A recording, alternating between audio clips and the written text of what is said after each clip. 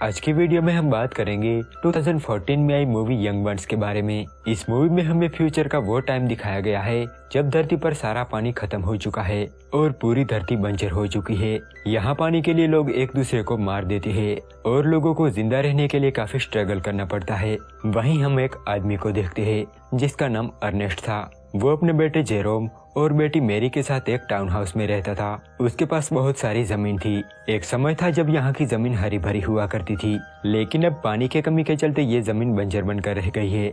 इसीलिए सब लोग इस इलाके को छोड़कर जा चुके हैं। लेकिन अर्नेस्ट आज भी अपनी जमीन पर ही रहता है। उसका मानना था कि अगर उसे पानी मिल जाए तो ये जमीन एक बार फिर से हरी भरी हो सकती है। अर्नेस्ट के पास एक खच्चर होता है जिसके जरिए वो उन लोगों तक सप्लाईज पहुंचाता था जो जमीन की गहराइयों से पानी निकालते थे, और उसके बदले अर्नेस्ट और उसके परिवार को पानी मिलता था। जो लोग जमीन से पानी निकालते थे वो सरकार के लिए काम करते थे।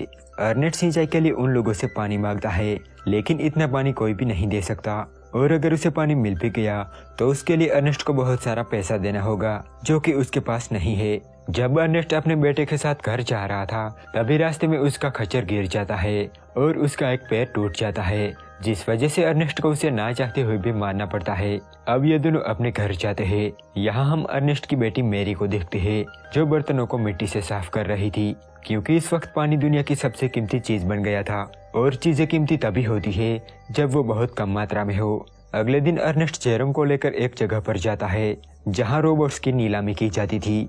अर्नेस्ट का खच्चर अब मर चुका था, इसीलिए उन्हें एक रोबोट की जरूरत थी और वो एक रोबोट को नीलामी में खरीद लेता है। उस रोबोट को सिम कहा जाता है जो अब अर्नेस्ट के खच्चर की जगह ले लेता है। यहाँ पर फ्लेम नाम का एक आदमी होता है जो अर्नेस्ट से चल रहा था क्योंकि उस रोबोट को वो खरीदना चाहता था। इसके बाद अर्नेस्ट अपने बेटे के साथ एक हॉस्पिटल में जाता है जहाँ वो उसकी पत्नी कैथरीन से मिलता है जो हमेशा के लिए एक हॉस्पिटल में एडमिट है। दरअसल कैथरीन का एक्सीडेंट हुआ था और अब वो एक गैजेट की हेल्प से ही चल सकती है। यहाँ उसे एक फ्रेम में रखा जाता है जो कि बहुत ही महंगा था, और अर्नेस्ट के पास उतने पैसे नहीं थे कि वो उसे खरीद सके। कैथरीन से मिलने के बाद अब वो दोनों घर जा रहे थे, तभी रास्ते में उन्हें रोबी मिलता है। रोबी बहुत ही गरीब था, इसीलिए वो अर्नेस्ट से हेल्प मांगता है। रोबी और उसकी वाइफ अपने बच्चे को बेच देना चाहते थे ताकि उन्हें थोड़े पैसे मिले और वो सरवाइव कर सके, क्योंकि पानी भी अब पेट्रोल और डीजल की तरह मिलने लगा था। तब अर्नेस्ट अपने पैसों से उन्हें पानी खरीद के देता है और बच्चे को ना बेचने की सलाह देता है। साथ ही वो ये भी कहता है कि आप लोग बच्चे को डॉक्टर के पास ले जाओ, इसमें जितना भी खर्चा आएगा वो मैं दे दूंगा। एक दिन अर्नेस्ट के पास फ्लेम आता है और वो अर्नेस्ट से उसका रोबोट उधार मांगता है। वो कहता है कि मुझे इसकी जरूरत है, मैं अपना काम खत्म करके इसे लौटा दूंगा, लेकिन अर्नेस्ट को उस पर बिल्कुल भी भरोसा नहीं होता। इसीलिए वो उसे कहता है कि मैं तुम्हें फादर की गारंटी के बिना इस रोबोट को तुम्हें नहीं दे सकता। ये सुनकर फ्लेम गुस्सा होकर वहाँ से चला जाता है। अब अर्नेस्ट के खच्चर की जगह उसके रोबोट ने ले ली थी और वो अपना काम अच्छे से कर रहा था। अर्नेस्ट का कुआं अब सूख चुका था और अब वो उसे और गहरा खोद रहा था, इस उम्मीद में कि उसे पानी मिल जाए और वो खेती कर सके। जब वो दोनों अपने घर जा रहे थे तब उन्हें सामने से फ्लेम आता दिखाई देता है। ये देखकर वो दोनों समझ जाते हैं कि वो मैरी से मिलकर ही आ रहा है। दरअसल मैरी का अफेयर फ्लेम के साथ चल रहा था और वो रात को उससे मिलने भी चाहती थी। अर्नेस्ट उसे रोकने की काफी कोशिश करता था, और आज भी जब वो घर आता है तब वो मैरी को बहुत डांटता है, क्योंकि वो जानता था कि फ्लेम अच्छा आदमी नहीं है, लेकिन मैरी फ्लेम से बहुत प्यार करती थी, इसीलिए वो अर्नेस्ट की एक भी बात नहीं सुनती। तब गुस्सा होकर अर्नेस्ट उसे एक घर में लॉक कर देता है। अब एक सुबह अर्नेस्ट देखता है कि उसका रोबोट किसी ने चुरा लिया है। यहाँ अर्नेस्ट का शक सीधा फ्लेम पर जा रहा था, क्योंकि कुछ दिन पहले वही उस रोबोट को मांगने आया था। जब अर्नेस्ट फ्लेम के फादर से मिलता है तब बातों बातों में उसे पता चलता है कि फ्लेम पहाड़ों की तरफ सामान सप्लाई करने गया है। इसीलिए अर्नेस्ट उसे ढूंढने के लिए पहाड़ों की तरफ निकल पड़ता है, लेकिन तभी उसके मुंह पर एक पंच पड़ता है, और जब उसे होश आता है तब वो देखता है कि वाटर सप्लायर्स के लोग उसे मारने पर तुले हुए हैं। उनके मुताबिक अर्नेस्ट ने उनका सारा सामान चुरा लिया है और उन्होंने अर्नेस्ट को उसके रोबोट के साथ यहाँ से जाते हुए देखा था। अब वो लोग अर्नेस्ट को जान से मारने वाले थे, लेकिन तभी अर्नेस्ट के हाथ में उसकी गन आ जाती है और वो वहाँ से भाग जाता है। अब वो वापस से फ्लेम को ढूंढना शुरू करता है और उसे वो मिल भी जाता है। सबसे पहले फ्लेम ने अर्नेस्ट के रोबोट को चुराया और फिर वाटर सप्लायर के सामान को। रात होने की वजह से वाटर सप्लायर्स के लोग फ्लेम को ठीक से पहचान नहीं पाए और उन्हें लगा कि चोरी करने वाला आदमी अर्नेस्ट ही है। अब अर्नेस्ट उसे गन पॉइंट पर ले लेता है और उसे रस्सी से बांध देता है। फ्लेम उस चुराए हुए सामान को बॉर्डर के उस पार जाके बेचना चाहता था ताकि वो बहुत सारे पैसे कमा सके। अब अर्नेस्ट उसे वाटर सप्लायर्स के पास ले जा रहा था ताकि वो साबित कर सके कि वो बेगुनाह है। लेकिन प्यास और थकान की वजह से अब उसकी हालत बहुत खराब हो गई थी। बिना पानी के उसके होंठ और गला सूख रहा था। फ्लेम कहता है कि हम शराब पी के अपनी प्यास बुझा सकते हैं और बचे हुए सामान को हम बॉर्डर के उस पार जाके बेच देंगे, जिससे हमें बहुत सारे पैसे मिलेंगे। प्यास की वजह से अर्नेस्ट उसकी बात मान जाता है और पानी की जगह शराब पीने लगता है। लेकिन अब भी उसका सामान बेचने का कोई भी इरादा नहीं था। वो अब भी फ्लेम को वाटर सप्लायर्स के पास ले जाना चाहता था। लेकिन शराब पीने के बाद उसे नशा हो जाता है और उसके पैर लड़खड़ाने लगते हैं। फ्लेम समझ चुका था कि अर्नेस्ट की हालत ठीक नहीं है, इसीलिए वो फ्लेम के सर पे एक पत्थर मारता है, जिस वजह से अर्नेस्ट की मौत हो जाती है। इसके बाद वो अर्नेस्ट को रोबोट के साथ बांध देता है और उसे वाटर सप्लायर्स के पास जाने का कमांड देता है, जिस वजह से वो रोबोट अर्नेस्ट को घसीटता हुआ वाटर सप्लायर्स के पास ले जाता है। इसके बाद फ्लेम मैरी के पास जाता है और मैरी उसके साथ चली जाती है। लेकिन जेरोम को थोड़ा शक होता है क्योंकि शाम ढलने को आई थी, लेकिन अर्नेस्ट अभी तक घर नहीं लौटा था, इसीलिए वो उसे ढूंढने निकलता है। उसे सप्लायर्स के लोगों की एक बोतल मिलती है, जिसे लेकर वो उन लोगों के पास जाता है जहां वो रोबोट भी होता है जो अर्नेस्ट को घसीट कर यहाँ तक लाया था। ये देखकर सबको यही लगता है कि रोबोट ने ही अर्नेस्ट को मारा है। अब हमें अर्नेस्ट के फ्यूनरल को दिखाया जाता है। अर्नेस्ट की मौत से दोनों भाई बहन अंदर से टूट जाते हैं। उनकी माँ वैसे भी हॉस्पिटलाइज थी और अब उनके पिता की भी मौत हो चुकी थी। घर आने के बाद जेरोम उस रोबोट को तोड़ने लगता है क्योंकि उसे लगता है कि रोबोट ने ही उसके फादर की जान ली है। तभी वहाँ पर फ्लेम आता है और वो जेरोम को सिंपैथी देने लगता है। वो उसे बताता है कि हम तुम्हारे फादर के सप्लाई के काम को जारी रख सकते हैं ताकि शायद वो हमें पानी दे दे और हम इस जमीन पर फसल उगा सके। लेकिन जेरोम जानता था कि ऐसा कभी नहीं होगा क्योंकि उसके फादर ने कई बार पानी की मांग की थी, लेकिन हर बार उन्हें निराशा ही हाथ लगी। लेकिन फ्लेम कहता है कि वो एक बार उन लोगों से बात करेगा। अब वो उन लोगों के पास जाता है जो जमीन से पानी निकालते हैं। वो सेलेब को शराब की 2 बोतलें देता है और उसे पानी के लिए मना लेता है। अब सेलेब उसे सरकार को बताए बिना ही पानी दे देता है और फ्लेम उस पानी से अर्नेस्ट की जमीन पर फसल उगाता है। वो उस रोबोट की हेल्प से उस जमीन को उपजाऊ बनाता है। कुछ ही दिनों में उसकी फसल उग जाती है और देखते ही देखते वो फसल पूरी तरह से तैयार हो जाती है। ये देखकर फ्लेम और जेरोम बहुत खुश होते हैं।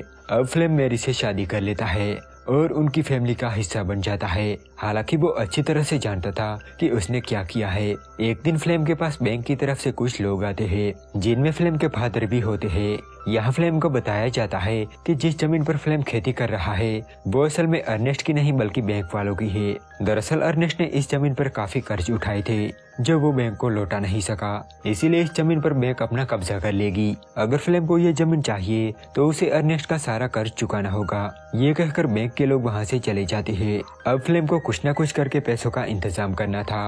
वो उस रोबोट को ट्रक में लोड करता है और यहाँ से जाने लगता है। जेरोम पूछता है कि तुम रोबोट को लेकर कहाँ जा रहे हो। तब वो सिर्फ इतना बताता है कि मैं पहाड़ों की तरफ जा रहा हूँ। वो सीधा रोबी के पास जाता है क्योंकि वो जानता था कि रोबी अपने बच्चे को बेचने वाला था। वो रोबी को झूठ बोलते हुए कहता है कि कुछ लोग हैं जो तुम्हारे बच्चे को खरीदना चाहते हैं। वो कहता है कि तुम अपने बच्चे को लेकर मेरे साथ चलो, मैं बस ये देखना चाहता हूँ कि वो लोग इस बच्चे के कितने पैसे देते हैं। इसके बाद तुम अपने बच्चे को लेकर वापस आ जाना।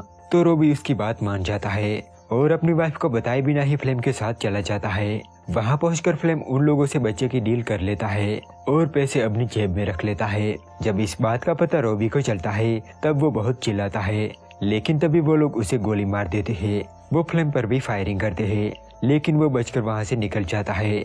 इसी दौरान एक गोली रोबोट के सेंसर पर भी लगती है, जिससे उसका सिस्टम रिबूट हो जाता है और अब वो लंगड़ाते हुए सीधा अपने मैन्युफैक्चरर के पास जाने लगता है। अगले दिन हम फ्लेम को देखते हैं जो बहुत ही खुश था क्योंकि अब उसने बैंक का सारा कर्ज चुका दिया था। लेकिन मैरी और जेरोम नहीं जानते थे कि फ्लेम के पास इतना पैसा आया कहाँ से। जेरोम को लग रहा था कि फ्लेम ने रोबोट को बेच दिया है और उन पैसों से उसने बैंक का कर्ज चुकाया। इसीलिए वो फ्लेम से पूछता है कि वो रोबोट तुमने किसको बेचा है। तब वो जवाब देता है कि रोबी को, जबकि रोबी तो मर चुका था। यहाँ अब ये रोबोट बॉर्डर क्रॉस करके उस जगह पहुँच गया था जहाँ उसे बनाया गया था। तभी एक आदमी उसे देख लेता है। ये वही आदमी था जिसने उस रोबोट का आविष्कार किया था। वो रेडियो पर जेरोम से कांटेक्ट करता है और उसे रोबोट की जानकारी देता है। साथ ही जेरोम रोबी की वाइफ को भी देखता है जिसकी गोद में एक नकली बच्चा होता है। ये देखकर अब उसे फ्लेम पर शक होने लगता है और वो खाना खाते टाइम फ्लेम को बताता है कि वो अपनी मॉम से मिलने के लिए हॉस्पिटल जा रहा है, लेकिन असल में वो उस जगह पर जा रहा था जहाँ पर उसका रोबोट है। वो जगह बॉर्डर के उस पार थी। वहाँ जाके जेरोम केल्विन से मिलता है, जिसने जेरोम को रोबोट की जानकारी दी थी। साथ ही वो रोबोट भी उसने बनाया था। केल्विन ने रोबोट के खराब पार्ट्स को चेंज कर दिया था और अब उसका रोबोट एकदम नए जैसा हो गया था। साथ में वो रोबोट के एक फीचर के बारे में बताता है। वो जेरोम को बताता है कि ये रोबोट अपने लेजर सेंसर की मदद से वीडियो रिकॉर्ड भी कर सकता है। और जब जेरोम वो रिकॉर्डेड वीडियो फुटेज देखता है तो उसे पता चलता है कि फ्लेम ने ही उसके फादर को मारा है। साथ में उसे ये भी पता चलता है कि फ्लेम ने ही वॉटरमैन्स का सामान चुराया था। अब जेरोम उस रोबोट को लेकर अपने घर आ जाता है। यहाँ आकर वो फ्लेम से पूछता है कि तुमने रोबोट रोबी को भेज दिया था, तो फिर ये रोबोट यहाँ क्या कर रहा है। ये सुनकर फ्लेम बहाने बनाने लगता है। वो कहता है कि इस रोबोट को रोबी के पास होना चाहिए, लेकिन पता नहीं ये यहाँ क्या कर रहा है। अब एक रात फिर से जेरोम फ्लेम को बताता है कि आज मैंने रेडियो पर रोबी से बात की थी। वो तुम्हारे बारे में पूछ रहा था, वो तुम्हें ढूंढ रहा था। ये सुनकर फ्लेम चौंक जाता है क्योंकि रोबी को खुद उसने मरते हुए देखा था। वो फ्लेम से कहता है कि तुम झूठ बोल रहे हो, रोबी के पास रेडियो है ही नहीं। यहाँ वो जेरोम पर गुस्सा होने लगता है क्योंकि अब वो खुद के ही जाल में फंसता जा रहा था। अगले दिन फ्लेम को एक लेटर मिलता है जो जेरोम ने रोबी के नाम से भेजा था। उस लेटर में जेरोम ने लिखा था कि मैं ठीक हूँ, लेकिन मुझे तुम्हारी मदद की जरूरत है, मुझे अकेले में पहाड़ों पर मिलो। तो फ्लेम पहाड़ों पर जाने का फैसला करता है, जहाँ जेरोम ने उसके लिए पहले ही जाल बिछा कर रखा था। जेरोम ने एक गहरा गड्ढा खोदा था और ऊपर पॉलिथीन बिछाकर मिट्टी डाल दी थी। जब फ्लेम यहाँ आता है तब वो इस गड्ढे में गिर जाता है और उसकी टांगे टूट जाती है। अब वो हेल्प के लिए चिल्लाने लगता है।